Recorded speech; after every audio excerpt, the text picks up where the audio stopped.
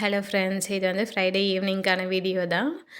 பூஜை வீடியோவும் போட்டிருக்கேன். ப்ளஸ் வந்து ஒரு ஹாப்பியான நியூஸும் இருக்குது.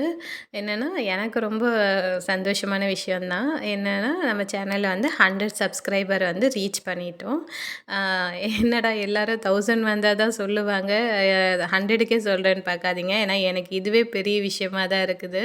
100 சப்ஸ்கிரைபர், ஏன்னா 100 பேர் நம்ம வீடியோ வந்து டெய்லி வந்து இது சப்ஸ்கிரைப் பண்ணி வச்சு பார்க்குறாங்கன்றதே எனக்கு ஒரு பெரிய விஷயமா தான் இருக்குது. ரொம்பவே ஹாப்பியாக இருக்குது. ஏன்னா இந்த 100 சப்ஸ்கிரைபர் வரத்துக்காக 3 டேஸாக வெயிட் பண்ணேன்.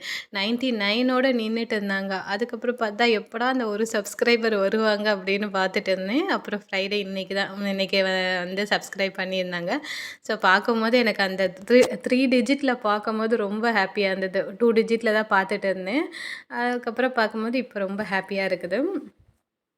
அதான் ரொம்ப நாள் வெயிட் பண்ணி ஒரு விஷயம் கிடச்சா எவ்வளோ சந்தோஷமாக இருக்கும், அந்த மாதிரி தான் எனக்கு இருந்தது. ஏன்னா 4 மந்த்தாக வந்து வீடியோ போட்டுட்ருக்கேன். கொஞ்சம் லேட்டாக தான் பிக்கப் ஆகுது, பரவாயில்ல. பட் அந்த லேட்டாக பிக்கப் ஆனாலும் நமக்கு ஒரு சந்தோஷம் வரும் இல்லைங்களா? லேட்டாக கிடச்ச பொருளுக்கு தான் ரொம்ப வேல்யூபிளாக இருக்கும். அதே நமக்கு ஒரு விஷயம் சீக்கிரமாக கிடச்சிட்டா அதை வந்து நம்ம வந்து ஒரு பொருட்டாக நம்ம நினைக்க மாட்டோம். ஸோ அதனால் வந்து ஓகே, எனக்கு இது என்ன சொல்கிறது, நம்மளுக்கு ரொம்ப பொறுமை ரொம்ப முக்கியம். இந்த யூடியூப்பை பொறுத்த வரைக்கும் நம்ம பொறுமையாக போனால் தான் நம்மளால் வந்து ரன் பண்ண முடியுன்றது எனக்கு புரிஞ்சிருக்கு. ஏன்னா வந்து இதில் நான் ரொம்ப பார்த்து பார்த்து தான் வீடியோ போடுவேன். இந்த காப்பிரைட் வரக்கூடாது, ஒரு ஸ்ட்ரைக் வரக்கூடாது, இதெல்லாம் ரொம்ப அவாய்ட் பண்ணிவிட்டு ரொம்ப பார்த்து பார்த்து தான் போட்டுட்ருக்கேன் வீடியோஸு. அதனால தான் நான் யோசிக்கிறேன். ஸோ அப்போ யூடியூபர்ஸாக எவ்வளோ வருஷமாக ரன் பண்ணுறவங்கலாம், அவங்களாம் இதெல்லாம் வந்து நோட் பண்ணிவிட்டு இதெல்லாம் பண்ணி தான் இவ்வளோ நாள் கழிச்சு தான் அவங்க சேனல்லாம் ரீச் ஆகும். ஸோ அதனால் வந்து அவங்க எவ்வளோ பொறுமையாக இருந்திருக்காங்க. நம்ம வந்து ஈஸியாக சொல்லிட முடியாது, அவங்க வந்து வீட்டிலே உட்காந்து சம்பாதிக்கிறாங்க அப்படின்றது நம்ம சொல்லிட முடியாது. ஏன்னா அவங்களுக்கெல்லாம் வருஷ கணக்கில் எடுத்துருக்குது. அதனால தான் வந்து அவங்க வந்து கண்டினியூஸாக போட்டுன்னு இருந்திருக்காங்க வீடியோஸு. ஸோ அதனால் ரீச் ஆகிருக்கலாம்.